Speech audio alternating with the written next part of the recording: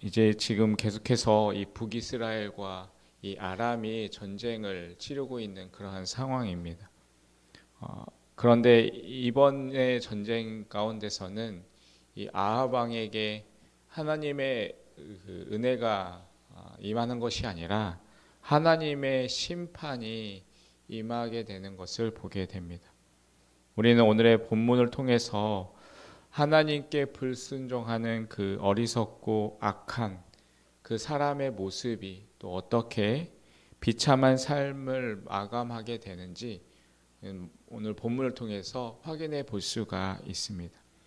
앞서 20장에서 살펴본 것처럼 지금 이 아람과 이 전쟁을 일어나게 된 원인을 제공한 사람은 다름 아닌 이 아합 왕이었습니다. 그 전쟁 속에서 이제 하나님께서는 이 아람의 엄청난 대군을 두 번이나 물리치게 하여 주시고 또 아람 왕이었던 베나닷을 제거해서 화근을 없앨 수 있는 그 기회를 아합 왕에게 제공해 주셨습니다. 하지만 이 아합은 자신의 어리석음과 교만으로 그것을 불순종하여서 그냥 베나닷을 그대로 살려두었습니다. 그때 베나닷은 빼앗은 성읍들을 다시 이스라엘에게 돌려주고 아람의 수도인 다메섹에 아합의 이름으로 내가 거리까지 만들어주겠다라는 그러한 약속을 하였습니다. 그런데 3년이라는 시간이 지나도 베나닷은 이 빼앗은 성읍들을 돌려주지도 않았고 또 그러한 약속들을 지키지 않았습니다. 오히려 그 기간에 복수의 칼을 갈면서 전쟁을 준비하고 있었습니다. 결국 아합은 전쟁을 불사르고서라도 이 약속을 이행하진 않은 이 아람을 다시 징벌하고 그 땅을 되찾아 올 것을 결심합니다. 하지만 이 아람의 그 군사력이 막강했기 때문에 쉽사리 그 아람을 쳐들어가지 못하고 이 아합은 남유다 왕이었던 여호사밧에게 도움을 요청하고 여호사밧은 흔쾌히 그 전쟁에 동의하는 것을 보게 됩니다. 그 전까지만 해도 서로 원수의 지간으로서 있었던 그러한 남유다와 이 북이스라엘이 어떻게 이렇게 화해 모드로 바뀔 수 있었을까요? 그 이유는 아합의 딸이었던 아달랴가 유다의 왕이었던 여호사밧의 아들 여호람과 결혼하여서 이제 둘이 사돈의 관계를 맺었기 때문입니다.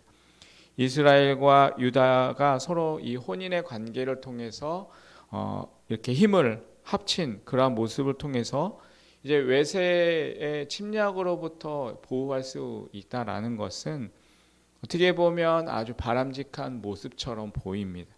그런데 그것은 어디까지나 세상적인 논리의 관점입니다. 이런 정치적인 계산 이전에 이 남유다와 북이스라엘 왕들은 먼저 정말 이것이 하나님의 뜻인지를 온전하게 구하는 것이 먼저 필요했습니다. 사실 남유다 왕 이 여호사밧은 하나님을 신뢰했던 그러한 왕이었습니다. 왕위에 오르자마자 하나님을 중심으로 한 개혁을 단행했던 그러한 왕이었는데 하나님은 왕이었고 그래서 하나님은 그에게 복을 내리셔서 이 여호사밧의 리더십을 통하여서 이 남유다가 군사력과 경제력에서 큰 성장을 이루도록 하셨습니다. 그런데 이 여호사밧이 나라의 안전을 위해서 앞서서 우상 숭배를 하고 있던 북이스라엘의 왕이었던 이 아합과 사돈 관계를 맺고 협력한 것입니다. 결국에는 이것이 재앙의 하나의 불씨가 되었습니다. 이 남유다와 이스라엘이 서로 동맹을 맺고 군사 협력을 하기 전에 그들은 먼저 하나님 앞에 회개하고 또 하나님 앞에 순종하는 모습을 보여야 했습니다. 그런데 그냥 정치적인 계산만을 가지고 서로 연합하게 되니까 결국에는 북이스라엘에 있던 우상 숭배가 또한 남유다로 퍼져나가서 이스라엘의 악한 그러한 행위를 남유다도 그대로 행하는 결과를 가져오게 되는 것을 보게 됩니다. 유다 왕 여호사밧의 협력을 얻은 이제 아합은 이 아람과의 전쟁을 준비합니다. 하지만 하나님께 신실했던 유다 왕이었던 여호사밧은 뭔가 부족함을 느꼈던 것 같습니다. 그래서 이제 하나님의 뜻을 알아보기를 원합니다. 동맹을 해준 이 여호사밧의 제안에 할 수 없이 이 아합은 선지자 400명을 모아서 의견을 듣습니다. 그런데 그들은 진정한 하나님의 뜻을 전하는 선지자가 아니라 거짓을 이야기하는 거짓 선지자들이었습니다. 그들은 왕이 원하는 것을 그대로 이야기합니다. 그래서 지금 왕이 원하는 대로 이 전쟁에 나아가는 것이 하나님의 뜻임을 이야기하고 있습니다. 400명이나 되는 선지자들이 하나같이 승리를 장담하는데 여호사밧 왕은 이게 정말 하나님의 뜻인지 분명히 무엇인가 좀 의심이 들었습니다. 그래서 이 아합 왕에게 또 다른 사람이 없느냐라고, 또 다른 선지자가 없느냐라고 묻습니다. 그러자 아합은 머뭇거리다가 한 명이 더 있다라고 말합니다. 그 선지자가 바로 이 미가야 선지자였습니다. 그는 하나님의 온전한 말을, 하나님의 말씀을 전했지만 아합은 자신에게 자기가 듣기에 좋은 말을 하지 않는 이 미가야 선지자가 마음에 들지 않았습니다. 그래서 400명의 선지자를 부르는 동안 정말로 하나님의 뜻을 전하는 이 미가야 선지자는 부르지 않았던 것입니다. 그렇게 왕 앞에 온 미가야 선지자는 이 거짓 선지자의 예언에 속아서 이제 아람과의 전쟁에 나아가는 이 아합이 전쟁에서 죽을 것이다 라는 이야기를 전합니다. 역사의 주관자이신 하나님께 불순종한 이 아합의 운명이 이미 정해져 있음을 이야기하는 것입니다. 미가야가 이렇게 하나님의 환상을 통해서 보여주신 그 거짓 선지자들의 실체의 모습들을 이제 이야기하자 모두 경악합니다. 그 중에서 거짓 선지자의 우두머리였던 시드기야는 와서 미가야의 뺨을 때리면서 욕을 합니다.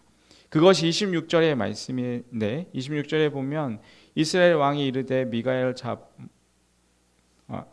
죄송합니다. 24절입니다. 그나야의 아들 시드기야가 가까이 와서 미가야의 뺨을 치며 이르되 여호와의 영이 나를 떠나 어디로 가서 내게 말씀하시더냐라고 말하고 있습니다. 그렇게 시드기야가 미가야의 뺨을 때리면서 욕을 했던 것입니다. 그렇지만 미가야는 계속해서 두고 보라고 장담하며 말을 합니다. 이 이야기를 들은 아합 역시 분노하면서 미가야를 투옥시키라고 명령합니다.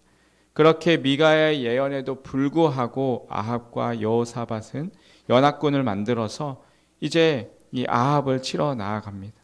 하지만 하나님의 말씀을 무시한 아합도 전쟁에 막상 들어가니까 계속해서 이 미가야 선지자가 이야기했던 이 예언의 이야기들이 계속 생각에 거슬렸던 것 같습니다.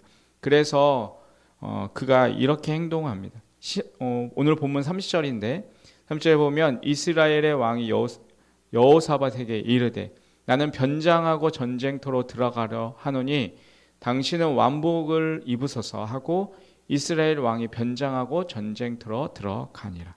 그러니까 아합이 유다 왕 여호사밧에게는 그냥 전쟁에 왕복을 입고 가라고 하고 자기는 마치 왕이 아닌 것처럼 일반 병사인 것처럼 복장을 하고 변장하여서 병사들 사이에 숨어서 전쟁에 들어갔던 것입니다. 적군은 먼저 왕이었던 이 아합을 집중으로 타깃으로 삼고 공격할 것을 또 명령하는 것을 보게 됩니다. 그러니까 이 아합 왕은 나름대로 머리를 썼던 것입니다. 분명히 이 아람 왕이 왕을 집중적으로 공격할 건데 내가 이렇게 변장하면 그 집중 공격으로부터 좀 이렇게 벗어나서 이 전쟁에서 내가 살 수 있겠구나라는 생각을 했던 것입니다. 이 아합의 모습에서 우리는 이처럼 하나님의 말씀을 무시하면서도 스스로 살아보기 위해서 온갖 힘을 쓰는 그런 어리석은 우리 인간의 모습을 보게 됩니다. 이제 전투가 시작되니까 아합의 예상대로 아람 왕은 지휘관들에게 오직 이스라엘 왕만 찾아서 그 왕만을 죽이라고 이야기를 하는 것을 보게 됩니다. 그런데 아합은 변장술로 아람의 군사들을 따돌릴 수는 있을지는 몰라도 하나님의 심판을 피할 수는 없었습니다. 오늘 본문 34절에서 35절 이렇게 말하고 있습니다. 우리 34절과 35절 말씀을 같이 한번 읽도록 하겠습니다. 같이 읽겠습니다. 시작. 한 사람이 무심코 활을 당겨 이스라엘 왕의 갑옷 솔기를 마친지라. 왕이 그 병거 모는 자에게 이르되 내가 부상하였으니 내 손을 돌려 내가 전쟁터에서 나가게 하라 하였으나 이날에 전쟁이 맹렬하였으므로 왕이 병거 가운데 붙들려 서서 아람 사람을 막다가 저녁에 이르러 죽었는데 상처에 피가 흘러 병거 바닥까지 고였더라. 아멘. 여러분, 아람의 한 군인이 무심코 그냥 던진 활이 일반 병사로 위장하였던 이 아합의 갑옷 솔기, 즉 갑옷 중에서도 가장 취약한 약한 부분에 정확하게 명중하였습니다. 이것을 정확하게 명중하는 것은 기적에 가까운 일이었습니다. 그런데 여기서 무심코라는 말에 우리는 생각해 보아야 합니다. 아람 군사는 아합 왕을 쏜다고 이렇게 집중해서 그걸 쏜 것이 아니고 그냥 무심코 쏜 것인데 결국 하나님의 심판이 이 아합 왕에게 임하였던 것입니다. 아합은 변장하면서까지 어떻게든 자신이 살아보려고 노력했지만 하나님의 그 심판을 피할 수는 없었습니다. 그 인간의 어떠한 보호 장치도 하나님의 말씀이 성취되는 것을 막을 수가 없었던 것입니다. 그렇게 아합이 죽음으로써 그에게 선포되었던 하나님의 심판의 예언이 그대로 성취되는 것을 볼 수가 있습니다. 아합의 죽음은 악한 자가 죽은 것이 하나님의 자비가 부족해서가 아니라 스스로 하나님의 은혜를 거부하고 죄악의 길로 그가 걸어갔기 때문임을 우리는 기억해야 합니다. 하나님은 몇 번씩이나 아합에게 과분한 은혜와 자비를 베푸시면서 그의 마음을 돌이켜서 다시 한번 하나님 앞에 돌아오기를 원하셨습니다. 그러나 그는 끝까지 회개하지 않고 스스로 악한 길 가운데 서게 됨을 통하여서 심판을 자초하게 되었습니다. 아합은 무서운 심판의 메시지를 듣고 겸비하면서 나아갔을 때 하나님께서는 그에게 놀라운 은혜의 자비를 베풀어 주셨습니다. 아합은 분명히 그 하나님의 놀라운 은혜를 경험했습니다. 그때 그는 정말 자신의 마음을 돌이켜서 하나님 앞에 돌아서야 했습니다. 그러나 그는 그렇게 하지 않았습니다. 이거 봐, 내가 조금 겸비하니까 하나님이 나에게 은혜를 베풀어 주시네. 괜찮아지네 라고 생각하면서 악한 길로 계속 나아갔던 것입니다.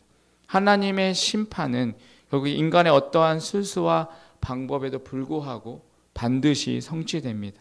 그렇기 때문에 기회가 주어졌을 때 빨리 마음을 돌이켜 회개하고 하나님 앞에 서야 하는 것입니다.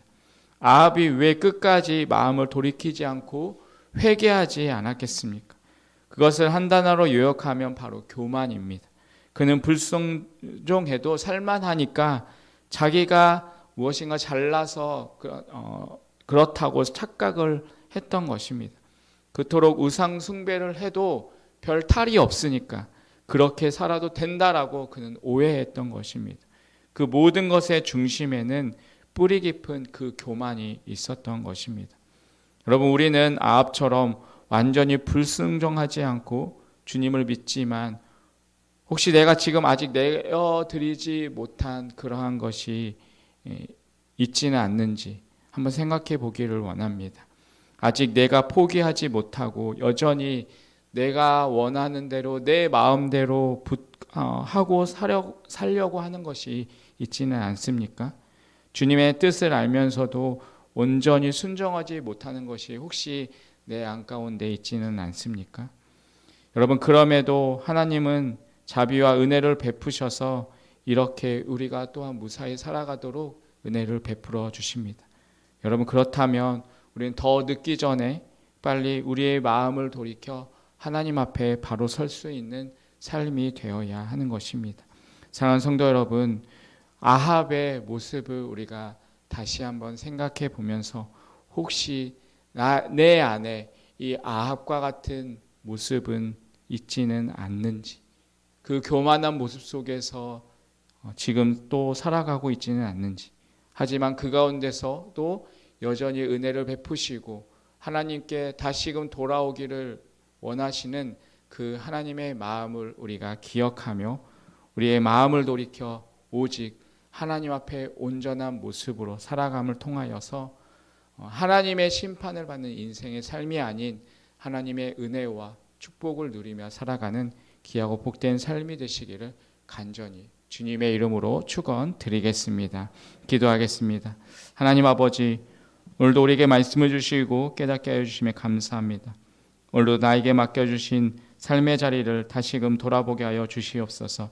하나님의 자비와 은혜를 베풀어 주셔서 오늘도 이렇게 살아가고 있음을 기억하며 하나님 앞에 온전히 살아가는 우리 삶이 되게 하여 주시옵소서. 아까 같이 하나님의 심판을 받는 인생의 삶이 아니라 하나님의 말씀에 온전히 순종하여 하나님의 은혜와 축복을 누리며 살아가는 우리의 삶이 되게 하여 주시옵소서. 예수님의 이름으로 기도합니다. 아멘.